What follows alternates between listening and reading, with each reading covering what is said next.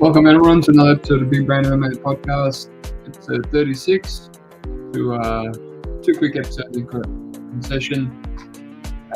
Was meant to have Subliminal MMA on with me, but the plans fell through. He's a very busy man as well. The second time this happened, first with Scrap, now with Subliminal, but show must go on.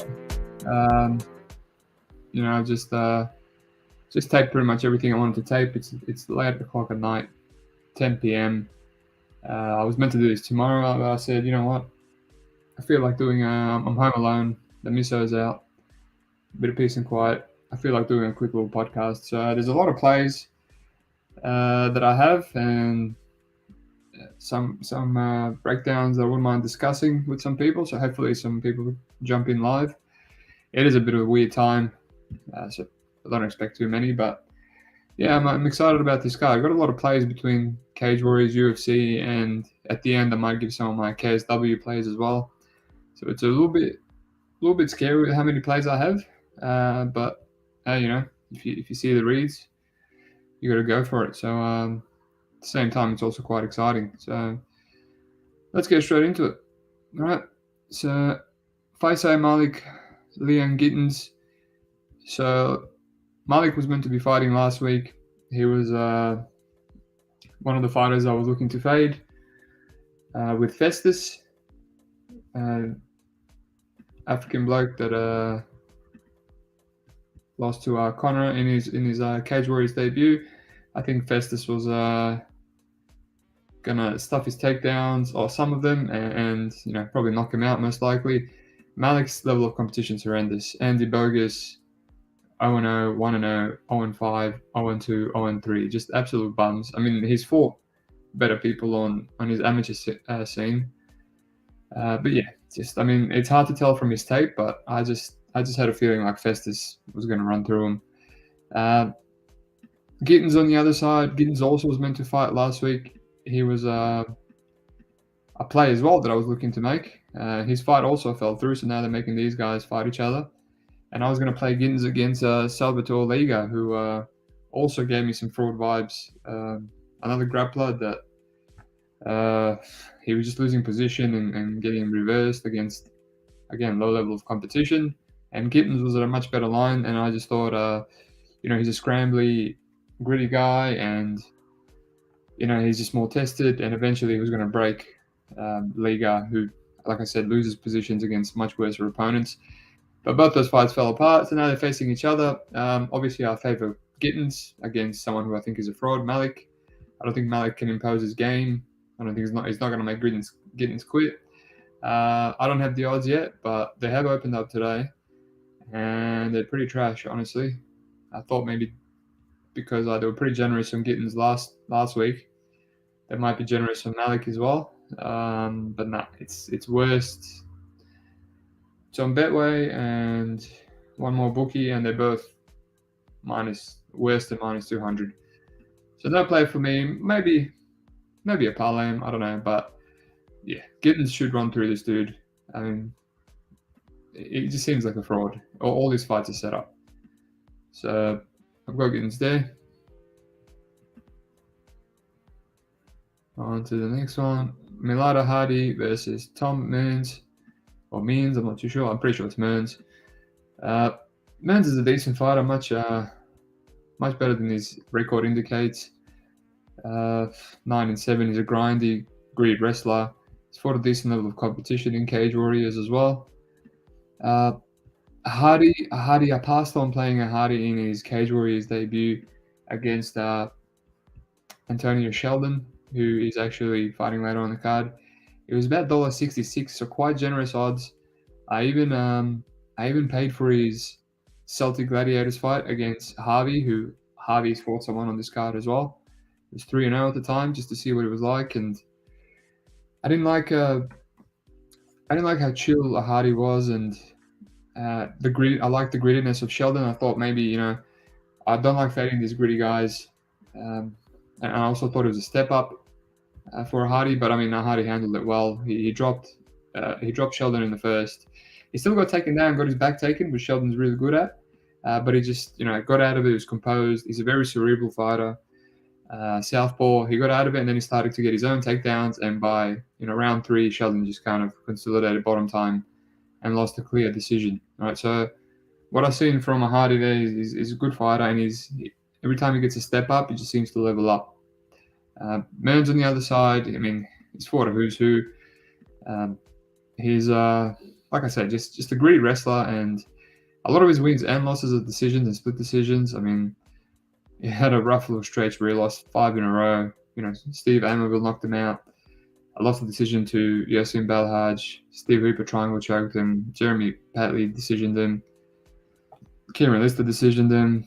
All right, just not really the best look. And then he beat Joshua Onwadi and Doi by split. And then beat Prince, who Prince is later on in this card. I'll talk about him as well. I just think I thought about Mearns. I mean, you can't go wrong with a gritty wrestler like Mearns, who Hardy gave up some takedowns. I'm sure Mearns could take him down too. It's just I can't play Mearns against someone that's a cerebral fighter. I think he might get some takedowns here, but I don't think the reason he loses so many fights is his IQ.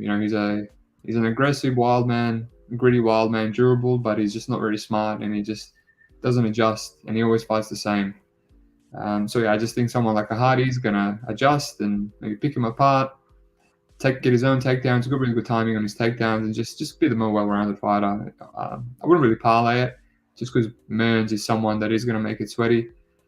But yeah, it's a pass fight for me. But I think a Hardy just does what he needs to win.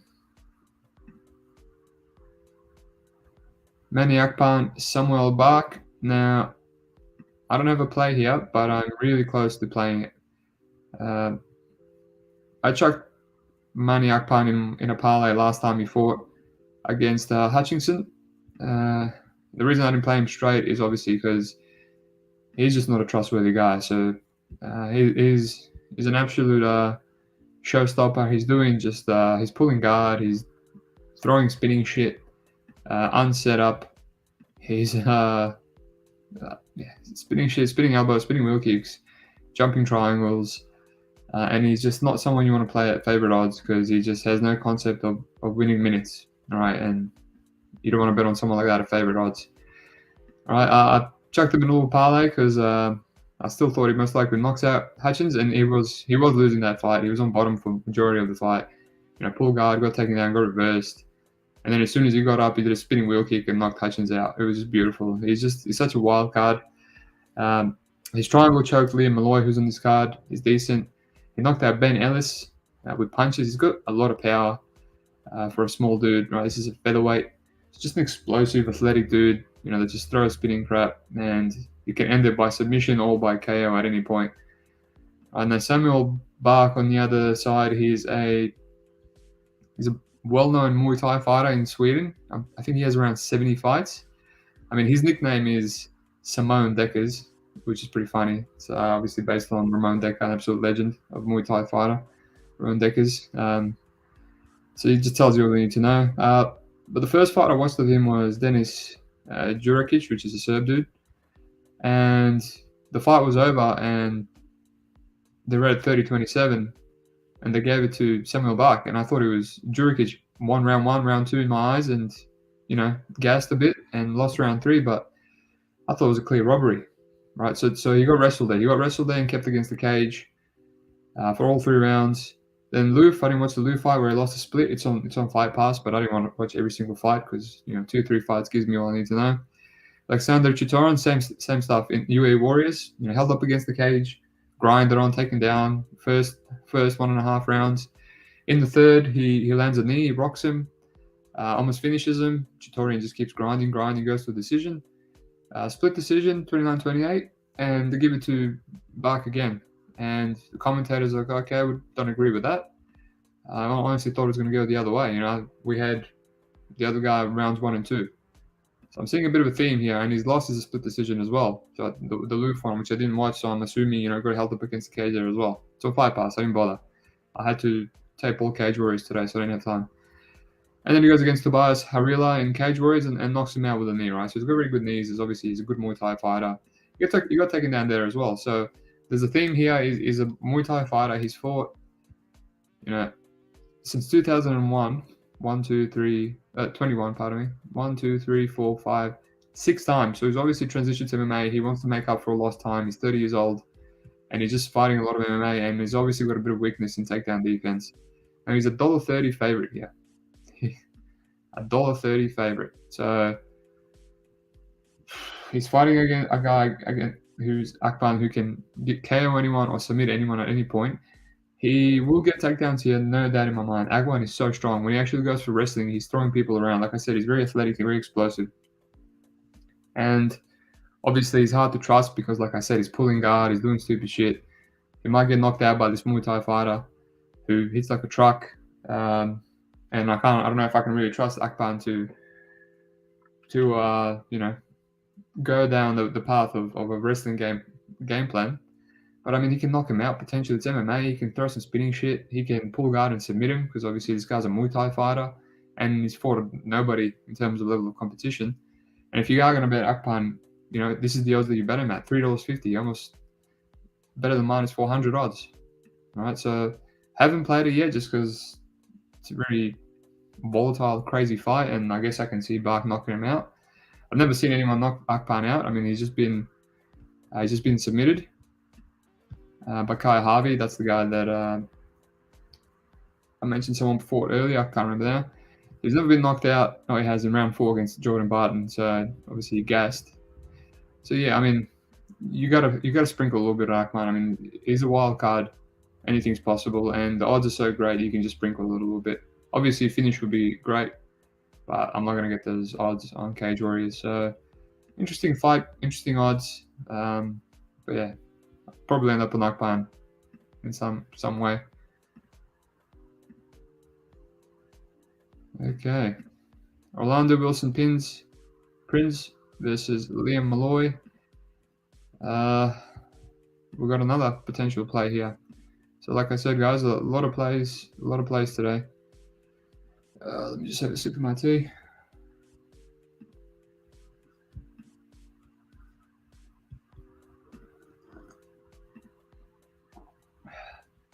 So, interesting fight. So obviously, Liam Malloy's a lot of people have fought each other on this card. So Liam Malloy, obviously, Akpan we were just speaking about. Liam Malloy lost to him by triangle choke.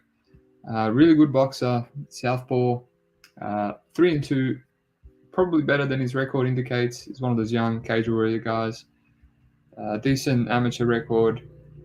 Won by KO, lost by submission to Akpan. Won by KO, lost to submission to Ryan Shelley in a fight that was absolutely dominating, and then he got an absolute layup against Ben Reese and knocked him out in 26 seconds. Right, that guy was really bad.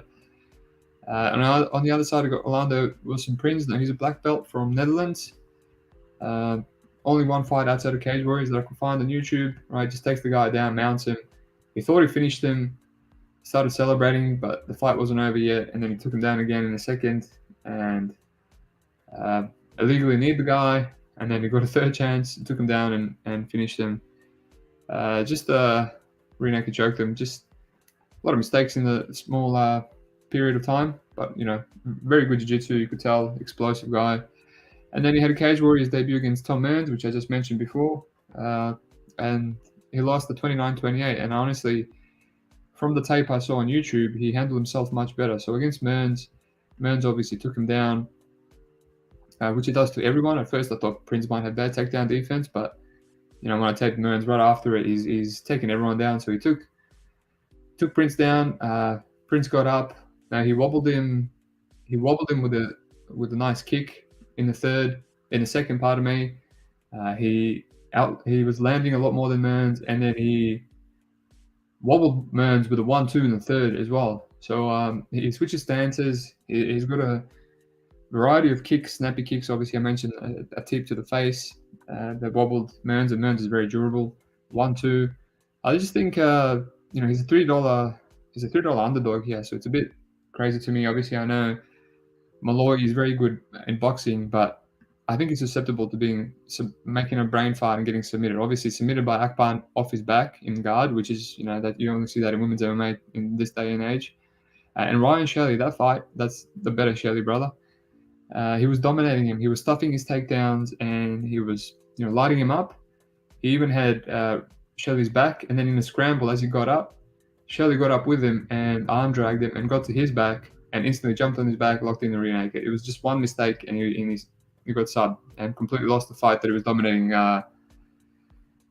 for about 8 minutes or so.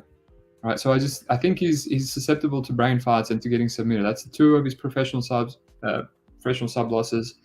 And at first Prince kind of gave me the idea that he's kind of like a guard pull, blah blah blah, just how easy Mearns is taking him down. But then upon rewatch, he gives me like a fight for your money underdog kind of vibes, right? He's got the stand up, he's got the kicks, he can switch stances, he's got the confidence. He gassed a little bit in the Mearns fight, but it was a very high output fight, a lot of wrestling, a lot of striking, and he won round 3 against Mearns. And I can only see him being even better in his next Cage Warriors fight. I just think Malloy might be the better boxer, better hands, quicker hands, but there's always a danger that he drops the ball on the ground, against Prince. And Prince even got his own takedown against Mearns late. He was a very good wrestler, and Mearns got straight up. And Malloy might get straight up too because he's improving, but it's a big dog of pass here, man. I think he'll be competitive on the feet.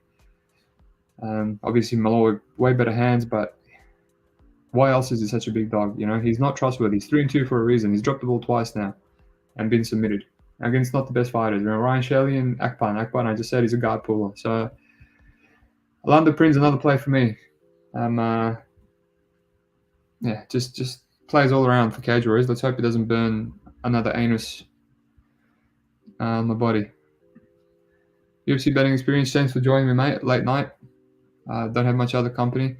Malloy should win, but the line way too wide. Yes, indeed, mate. Way wide. Prince said he didn't want this fight to reach the judges. Should help. His sub is the best path. I mean, they all say that, man. They all say that. I mean, Adesanya says he's going to kill someone every single fight and then does everything he can to go to decision. But look, I'm hoping for a Prince sub, but the reason I like this dog plays because I think it can be a close fight either way with takedowns and no sub potentially. So, and by the way, Malloy opened up as a massive underdog and then he flipped, and now money's coming back on Prince. So, people can't make up their mind. But that's another play for me. Let's move on. Now, Reese McEwen, Todori Scolari. I didn't bother taping this fight. Reese is a massive favorite. His original opponent pulled out, and now he's getting a short notice step up 3-2. There's a couple of these juiced, massive, not even juiced, like unplayable favorites, which I didn't bother taping because I know them well, and for them to lose, they need a decent opponent. And these short notice guys with average records are not worth it, and they're not even worth parlaying. So, Reese McEwen and Luke Riley, $1.10 favorite against Carol Kachula and Adam Cullen 5-0. I cashed him as a $1.30 favorite. Smashed them, right? It should have been $1.10 a couple of fights ago against Endai. He's fighting a 3-2 guy. So these guys, they shouldn't be losing to, these short notice underdogs, right? These are squash matches, but they're unplayable. So I didn't bother taping them. So we'll move on to Aaron Johnson, Lucas Capera. Very popular fight, this one. And you've got to play again. So, like I said, uncharacteristic for me. I'm just plays left, right, and center this weekend. I'm either going to be celebrating with some strippers or I'll be eating ramen noodles. So Aaron Johnson, this Subliminal MMA actually pointed me out to take this fight first. Props to him. He's just an English dude. I mean, fought nobody really low level competition. He's been knocked out in 2015 by Dion Brunning. He won Ross against Roscoe. He got knocked out by Adam Bosif, who's a 10-7 guy by one punch. He was kind of losing that fight anyway. Adam Bosif is probably the best guy he's ever fought. He's nothing special. If you go through his record, I think he's a veteran of. He's an ACB. He was Cage Warriors veteran. So he fought Chris Fishgold. He fought Fishgold, Zane, Charlie Leary, Leon Edwards, right, in Bama, Sean Carter. So this guy's fought who's who, but I mean his record is still 11-7, right? So any sort of step up, Adam Johnson has lost. After that, he fought Alien Jenkins 5-2 and Jamie Lee, which is the one fight I can't find. He's got really bad takedown defense, but he seems like a good striker in terms of volume and potentially power. But again, keep in mind this is a very low level of competition he's facing, so take it with a grain of salt. Now his opponent, Lucas Copera, his tape is a bit underwhelming, and he was an underdog, opened up as a decent sized underdog. At much better odds before I was ever going to get these odds when they originally opened up, and he's been losing, a lot of fights recently. Lost to Mateusz Rebecki, Arela Pitoa 20-11. Mateusz Rebecki, for those of you that don't know, that's a guy that just won a Contender Series contract. He's 16-1. He smashed that Brazilian guy, a little stocky wrestler, southpaw. He got smashed by him in round 3, so he survived 3 rounds with him. Patera is 20-10 from ACA. Then he beat 9-2 guy in ACA. Then he got finished by Bautista, who's 14-5. And I wasn't familiar with Bautista, but I looked at his record, and he's just finishing everyone in the Russian scene. Adlan Batayev, 13-4, had a really close back and forth fight with him. And then he had a short notice fight with George Hardwick, the good Hardwick brother, 8-1 in Cage Warriors. It was short notice, and he was doing okay. He came out there swinging, took him down. He landed some big punches. So it was, at first it was hard to get it excited about this dog play, because all I'm seeing is he's losing, right? He's losing to everyone he's facing, and he's getting finished a lot of the time. But it's a level of competition, so I had to go back. So then I went back, and he beat Lucas Rajewski, who's a staple in KSW. He's the worst Rajewski brother. He's not the best, but he's a really good kickboxer. He's susceptible to getting submitted, so he has been submitted here by Copera. And then even before that, I had to watch some of his older fights, and he's against the lower level competition just to compare, because all I have for Aaron Johnson is low level competition. It's hard. It's hard to look good when you're just getting beaten by high level guys. And Copera looks, he looks durable. He looks well rounded. He's got decent boxing. He mixes in takedowns. He's got a judo background, and without overthinking it, just seems wide. He seems like a pick and fight potentially. Copera's going to fight for your money. This is a step down for him. If he wants to wrestle, like I said, Aaron Johnson, really, really bad takedown defense, and he has been knocked out in two of his losses. Right, I've found one on tape, one shot KO. So even though it's kind of hard to get a read, and Copera doesn't look too impressive, it's a lot higher. It's a step down in competition for him, and it's a low level fight, and I don't see why Copera was such a massive underdog. The best I could get was $2.30. I put half a unit on it. I was going to put more after taping some more, but I just don't have time. I feel like KSW is going to have some good lines. So half a unit.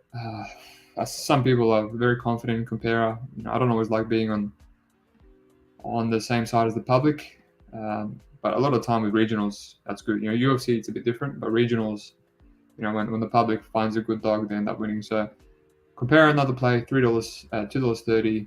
He has dropped down to almost pick him on a lot of the bookies. So it's easy dog pass for me. James Hendon, Araik, Magarian. I'll take this fight last. It's a bit of a strange fight. Magarian, 25-11, not a bad record. He's fought all around the world. He has just a strange record. He's fought 2021 against Luka Iovine, one of the best opponents he's fought. Got submitted by rear naked choke in the second. But a lot of bad opponents before then, and he's usually getting submitted in round 2. All right. He fought Mansour Banui, a guy we cashed in Bellator. Yves Landu, just a who's who. He's been fighting since 2009. He's just very aggressive and unorthodox. He goes for takedowns, aggressive striking, aggressive submissions. Just a weird guy to get a read on. And Hending is a staple of Cage Warriors. I used to think he was going to make it to the UFC at one point. He's very good grappler. He's fought a good level of competition. He's beat Jordan Barton, Kingsley Crawford. Paul McBride, he rear naked choked him when Paul was 6-1 before he got on his downslope. For Paul Hughes and Jordan Vucenic, they just had the main event a week ago. So he's quite a good fighter. He's durable, and Vucenic is the first guy to submit him. He kind of just jumped on his back and locked in a standing rear naked choke. That's what kind of makes me scared, because Magarian, goes for a lot of crazy submissions and is, like I said, very aggressive, very scrambly. Yeah, I think James Hendon wins this fight most likely, probably by round 2 rear naked choke.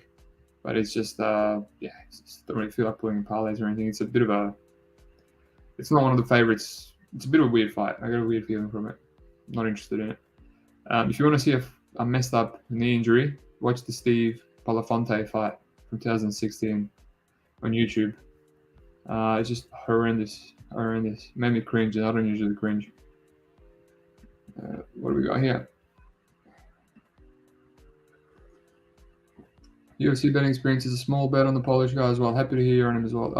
It's a very popular dog, mate. That's why the line has come in to pick him now. James got not bad wrestling for English dude. Now James is really good. I'm pretty sure he's a judoka black belt. He's like I said, he reminds me of English TJ Laramie. I honestly thought he was going to be in the UFC one day, but hey, it's not too late. I'm pretty sure he's young. I don't know why all of these cage warriors don't have cage warrior fighters don't have their age and topology, but I remember him being very young.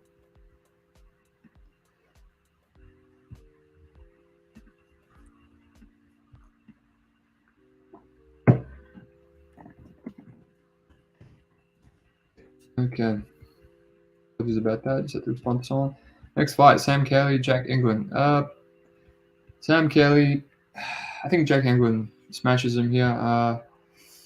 Both young guys. Actually, no, Sam is 27. England is a crazy level of competition. Like the kid seems very seasoned for 2-1. But if you look at his amateurs, it's not surprising. He's fought Nathan Fletcher, Nick Bagley, who's doing okay now as a professional. I mean, he's fought Mohamed Mokaev, Lee Mitchell, 6-2. Like he's fought a who's who. Finished his amateur career 8-4, and then obviously fought some cans, Lado Pacheri and Jimmy Fell. But then he just fought Luke Riley recently. Luke Riley's up on the card as well. He's one of the guys I said I'm not going to take because he's $1.10, and he just actually I feel like he's going to smoke his opponent. And he did quite well. He made it almost to the end of round 2. He couldn't really get many solid takedowns with Luke Riley, but Luke Riley has really good takedown defense. But he was pushing the pace. He stayed in there almost to round 3.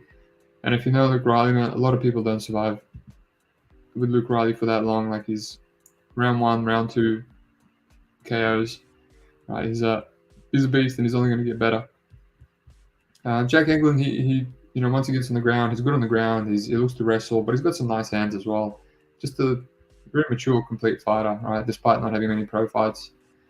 Sam Kelly's coming in on short notice. I wasn't really impressed with this guy. The reason I think he's going to get smoked is a lot of the competition. He's finished him with punches and submissions, but his one loss against Dai Toman, 1-1 guy, 2021. He just got grounded after 3 rounds. He looks for knee bars, just inverts and just doesn't get off the ground and gasses out. It's just bad takedown defense, really bad. Even in the first fight I found on YouTube was his last amateur fight against Chris Whitehead, and he got disqualified for up kicking him in round 3 when he was on bottom, but he was well on the way to losing that round. That fight, he lost rounds 1 and 2 by getting grappled, and he lost the Daytona fight as a pro the exact same way. So he's got a weakness there. Jack England should exploit it. He probably will exploit it. It's a bit of a mismatch. I was surprised that the odds were so generous, $1.40 for England. And I mean, I'll put him in a parlay with something else. I'll put him in a parlay with Panaris, the main event guy, the main event in KSW. So there you go. There's one of my plays for KSW. Eglin was pick him to Riley and open as a dog to Sam. Indeed. One day I dream to live in a country where I can take advantage of openers. I will be that guy to just destroy him. But even just the fact that it's even close to minus 200. I just think because he's young and he's 2-1, But he's the much better fighter than Sam Kelly here. Let's move on. Antonio Sheldon, Jordi Bacchus, not too sure. Sheldon, like I mentioned, he had his debut in Cage Warriors against the Hardy. Like I said, I somewhat liked what I saw on his tape, which is why I didn't play a Hardy at slight fave. But he put up a fight in the first round. He's very aggressive, Sheldon. He's just a gritty, doggy guy. He takes people down. He's really good at taking the back.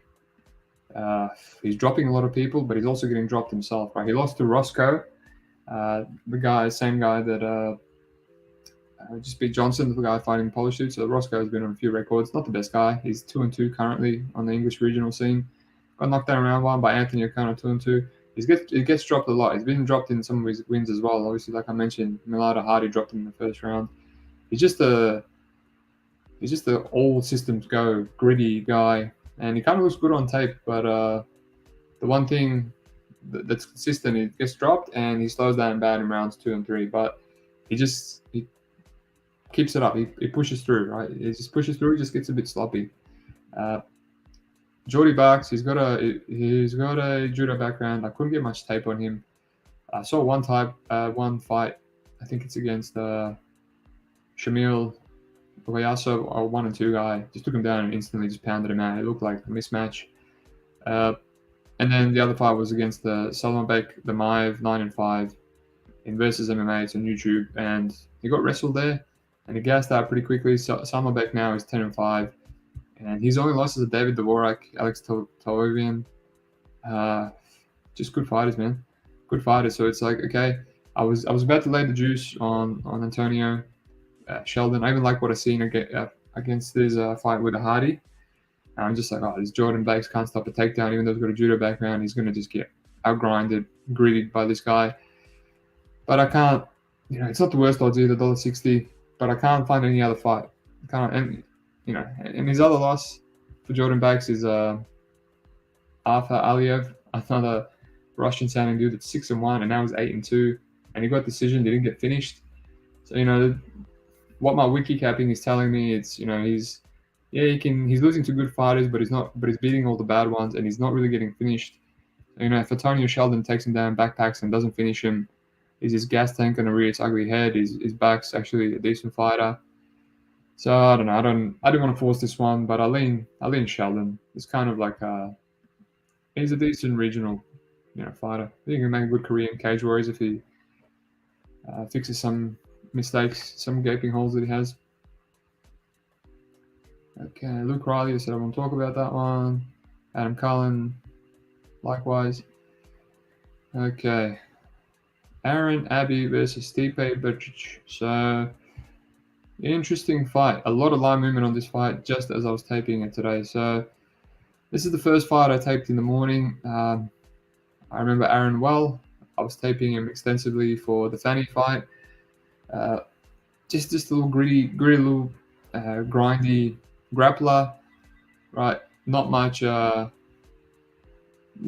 finishing upside whatsoever. He just just grinds, takes people down. He's not very physical at all. He's just a tiny bloke. But yeah, just relentless with it. Cardio's okay. He can get out muscled himself. Sam Creasy just manhandled him back in 2021. Then he's beat Sami Fadin, etc. Gerard Fani. And then he got beat by 5 and 2 Michelangelo Lopoli, right? So at first I taped it because I thought, okay, I don't know who this Stipe guy is, but a few people told me he's not that great. So, Aaron Abbey, probably going to grind them out. I don't mind playing the small favorite odds. Reminded me of the Webb fight last week. I don't want to play Webb at minus favorite odds, but he just grinded out his opponent. Sometimes in these regional scenes, you can just rely on the guy with just a basic grinding game just to do what he needs to do. Then I taped Stipe, and first fight I tape is the Dragan Muftic fight, right? Just gets taken down over and over again, rounds 1 and 2. And then he gets up in round 3 and he kind of outstrikes him and ends up winning the fight. I didn't realize he won the fight, but that's fair enough. And I'm like, yeah, this guy's a fade. This is a play on Abbey. The second fight I found was Mikhail Sibu, which if you guys remember me and Subliminal were talking about Sibu, he ended up fighting Bogdan Babu, one of the guys that were going to hit as underdog. And he had a 5-round grappling fight. So he's just a solid, physical, grindy wrestler. And Sibu couldn't take him down. He stopped about 3-4 takedowns, good takedowns. And I was like, oh man, that's a big improvement on the takedown defense from the first fight to the second fight. And then I'm like, okay, maybe it's not such an obvious play. And then Sibu hit him in the eye, his eye closed, got a takedown, stayed on top. Old mate got up, worked his way up, and then the fight got ended because I think he might have had a broken orbital bone. His eye closed completely shut. And then, right, that was it. I watched his last fight in Cage Warriors, the debut, and against Sam Creasy, same opponent as Abu's had. And Creasy dropped him with a punch, jumped on guillotine, and choked him out in 1 minute. So I was like, okay, this guy's not that good. Whatever. I can't find the other 2 fights after Cebu. I wish I could. But it is what it is. I can't play Abby. I tape Abby. I go back to taping Abby, and he's pulling guard. He beats Sammy Fadin, but he loses round 3. Can't get the takedown. Pulls guard, ends up on bottom. Gerardo Fanny, he keeps getting reversed and ends up on bottom, but Gerardo Fanny keeps giving him the top position, and he ends up on bottom in round 3 again. And luckily, Fanny's an absolute idiot. Goes for an armbar and loses that fight. Gets rear naked choked. And then, Michelangelo Lipoli 5-2 just completely shut him down. Whenever Aaron Abbey can't get a takedown because he's so tiny and not physical, and he's getting taken down by others, he can easily get shut down, and he's pulling guard, and he'd rather be on bottom of his back than not grappling. Doesn't have much power. So I'm like, okay, I can't play this guy as a favorite. He's grindy, he's gritty, but at least Stipe Miocic looks like a much more physical guy. And then I finished taping and checked the odds, and the odds are pick'em. And I'm like, what am I missing here? And then I see someone on Sherdog mention that he's an underdog. He's a good underdog. So I go back, I look for more tape, and I find Stipe's fight on EMC8, so on Fight TV. Again, guys, I always mention you get to use me because I've got all the subscriptions. I pay for Fight TV so I can watch these fights. Against Nuno Costa, 14-2, a black belt, right? He's got a lot of finishes. Probably his best opponent. And he's getting wobbled a bit. Getting wobbled a bit in the first. Survives. Round 2 comes out and it's getting cracked again by Nuno Costa. And then he goes for a takedown. Gets wobbled, goes for a takedown, and then just rides out on top against the black belt, by the way. And then round 3 he comes out and just takes Costa down. I'm like, okay, this is I didn't know he was looking to actively wrestle. And he just stays on top of the black belt. Round 3 is kind of gassing him out. And then he goes for a last second heel hook, and Costa looks like he's injured, and the ref stops it. So obviously the heel hook ended up busting up the black belt's knee. So I was like, okay. So now I think I can see potentially Stipe grappling Abbey, right? Because he's definitely the more physical and stronger guy. So now I'm just like, okay, I can see where the money's coming in, and I have one bookie that is not a pick'em. Stipe is still a dog. And then I go back and see that fight that I taped first, where he was getting wrestled. That was back in 2015. So I just talked myself into playing. Talked myself into playing Stipe, right? So I got slight dog odds on Stipe, $2.20, half a unit. Right, he's not even 30 years old. He's a lot more powerful, explosive. He can get his own takedowns, a lot more physical. Aaron Abbey might be gritty and just keep going and trying to take him down, but I think that's why he's the favorite. But he's just going to be at some disadvantages here. I wish I could find the other fight, Omar Karansky fight at EMC 6, but Fight TV only has EMC 8. He also beat Luca Iovine, who's a good fighter, who just beat I can't remember his name, the guy that's fighting Hending. He beat him, and Kevin Jack is a massive tall Brazilian guy that fought Dennis Bodnar, made his UFC debut against Gordon. So he's beaten a few good guys, right? And can't find the tape on all of them, but I got the $2.20. It's pick'em now in a lot of the books. So yeah, riding with Stipe as well. So another dog play. What's my boy UFC betting screen saying? Same, live in the UK. Hoping odds are not available. Yep, same as Subliminal, mate. Me and him always are whinging about not getting good odds. Chuck Campbell, Andy Clamp. That fight just got made today, and I didn't really get a chance to book it, tape it. I see some people liking Campbell. I'll look into it tomorrow. I mean, no odds. There's no point taping until I get odds. Who knows what the odds are going to open up for me? So, okay, Judo Gym Wallhead, Mateusz Figlak. Great fight. Judo Gym still going strong at 38 years old.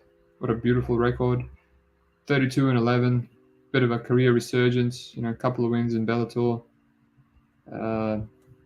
and now knocked out Skabinski, which I think is one of the best opponents he's faced in a while. When you go back to his UFC career, it wasn't too bad either. Lost a split decision to Jason Ayari. Luan Changas finished him. By the way, I think Luan Changas is still in the UFC. I stalked him on Instagram, and it says it's all in Brazilian, but it says something about him, coming back potentially. Changas is a beast. He's not even 30 years old, so I want to see that guy. He looked like a savage in that Jimmy Wallhead fight. But yeah, 3 wins on the trot for Jimmy. Just experienced judoka, decent boxing, durable, good cardio. Just has steady pressure that he brings on. Looks to counter you with combinations if you come in. Just a well-rounded dude, and he just seems to be coming into his own. He got some confidence after Abner Oliveros was in the UFC, beat him in Bellator. He didn't really put up a fight. Georgie Petrini, 16-4, kind of leg kicked him to a decision. He always fights like a veteran, and turns it on. So he's leg kicking, and then when the takedowns opened up in round 3, he took him, just bided his time, did what he had to do, kept safe, and then just got the takedowns when he needed to win rounds 3 clean. Against Daniel Skabinski, he's a really good wrestler from Poland. He just stuffed the first takedown straight away, and then he just sparked him in round 1, which it's not saying much because Skabinski's his chin is absolutely dust, but he is a big, the fact that he stopped his takedown was impressive. Mateusz Figlak, some say the worst brother out of the 2 Figlaks. The other one is in the UFC, so you can make the argument. I think this guy's decent. I think he's decent, but he has fought a really low level of competition, right? 0-7, 7-30, 3-1. Other than Flaminas, he rear naked choked Flaminas in the first round. But we've seen Flaminas is very susceptible to getting rear naked choked. Sometimes he beats massive favorites that should rear naked choke him as a huge underdog. Other times he just flakes. Even Pedasoli just recently rear naked choked him. Josh Plant 2-3. Yaquin Tollefson 5-3, and then he got someone with a kind of decent record in Kent Kupian, 13-6. Kent's been around for a while, and he just went to a decision that was a bit sweaty. He was getting taken down, he was getting reversed. He looked kind of tired. He seems technically well-rounded. Like, he's got good get-ups. He really doesn't stay on the ground too long. He looks to work his way up, which you want to see from a young fighter. Really good technical striking. He switches stances. He's really good at getting to the back with a rear naked choke. But yeah, I just think in a 5-rounder, I think judo is a bit of a test for him, judo gym. I just get some flaky vibes, His only loss is to Ian Gary, and he got finished in round 1. And, it's like whenever he gets a step up, which hasn't been many times, he either, he looks a bit flaky or, he gets finished by Ian Gary. Obviously, Ian Gary is an animal. It's just this vibe that I get from the tape. He seems like a bit of a, I don't want to say a front runner because he did what he needed to do to beat Kent, but he ended up fight on bottom. Ended up on bottom eating some punches, and he was kind of gassed. So I just think, $3.20 for Jim. I get why he's the underdog. He's 38 years old, but this could be a step down for Jimmy out of some of the fighters he's fought. Right? I get that Figlak might be a bit younger and quicker with his combinations. Like I said, he's got good body kicks, good head kicks. Quick hands, but yeah, judo just to come forward and do his little boxing thing, stay patient, good distance management, grapple.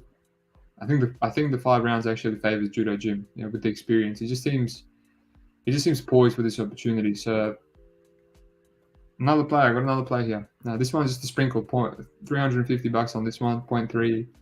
I didn't want to put a quarter unit. I felt like judo gym deserves more than a quarter, so I put 350, 0.35 units.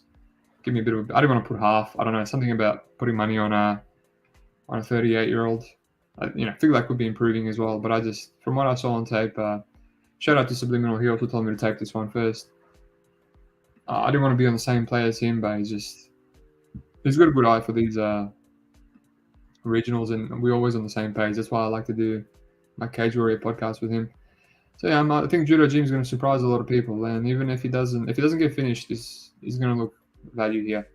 So yeah, Jim Wallhead, bring it home, baby. And last fight of the card, Christian Leroy Duncan, Martin Dimitrov.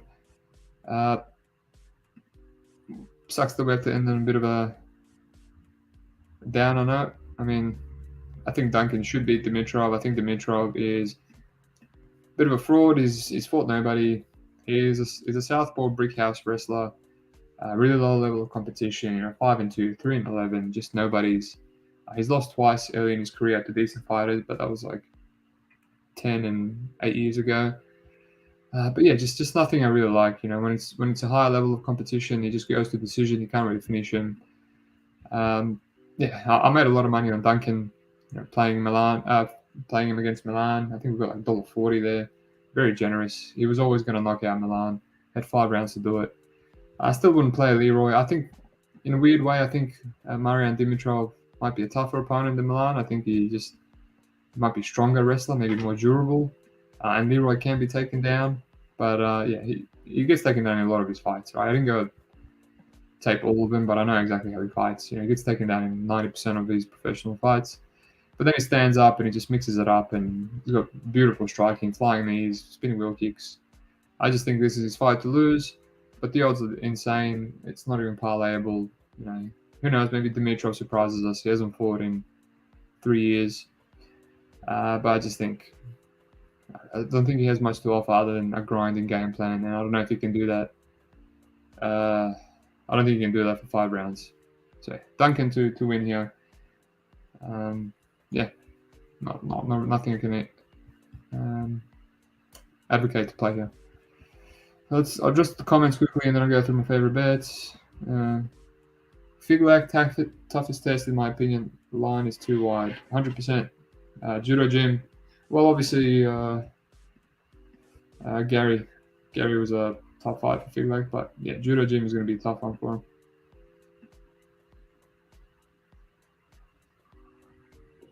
He does look like heavyweight, mate. He's a stocky boy.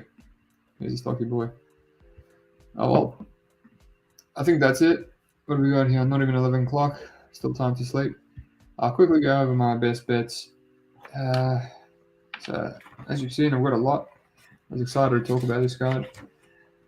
Where we got? Where's my list?